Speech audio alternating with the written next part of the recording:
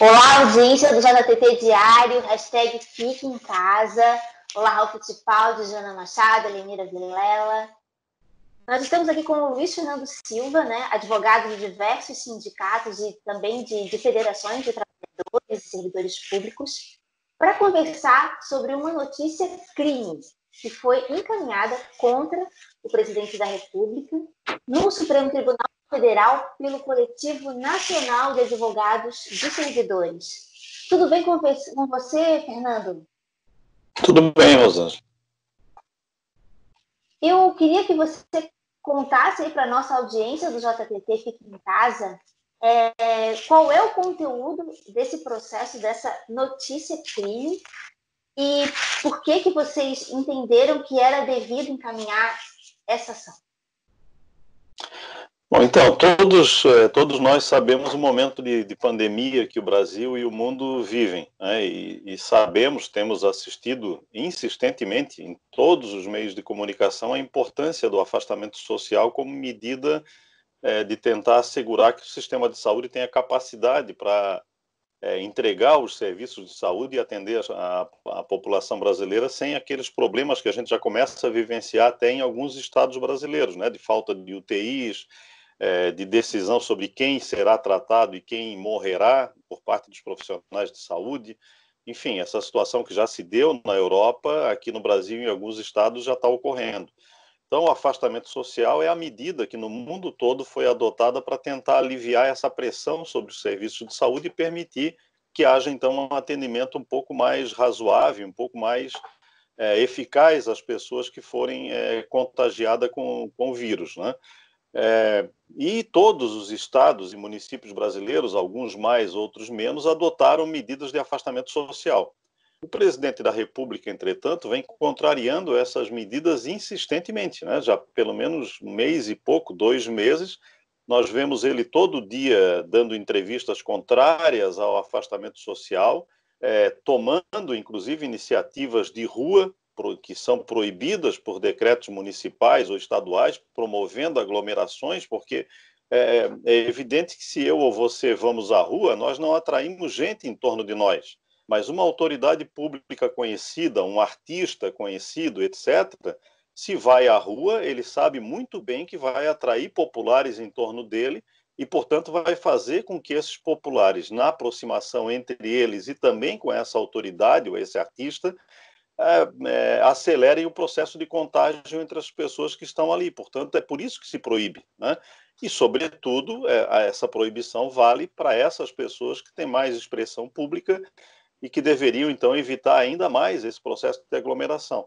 O presidente da República, entretanto, acha que tudo isso é muito natural, defende o fim das medidas de isolamento, e no caso específico de Brasília, ele então contrariou um decreto do governo do Distrito Federal, que o Supremo Tribunal Federal já decidiu que é válido e que se impõe na região daquela autoridade, sejam decretos municipais ou estaduais, eles têm valor, e o presidente da República, nesse aspecto, é um cidadão comum, como outro qualquer, né? Dentro do Distrito Federal, pelo menos, ele está obrigado ao cumprimento desse decreto de afastamento social.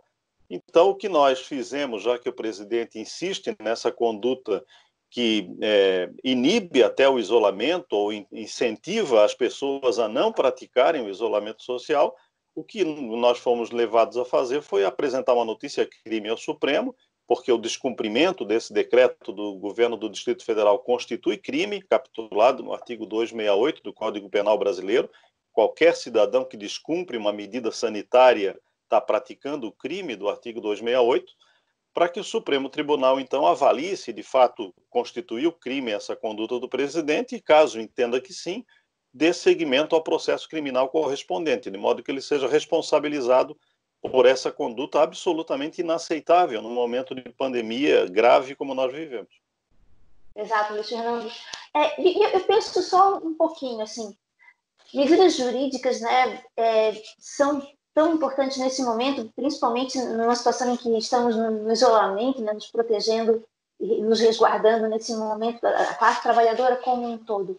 E quais seriam as outras possibilidades, Luiz Fernando, dentro da instituição República Brasileira, né, de nos resguardar, do povo e do país, da soberania nacional, se resguardar de um presidente que tem tomado atitudes, né, contra esse povo, contra a soberania desse país. Que outras instituições poderiam, nesse momento, também estar se movimentando além das medidas do judiciário?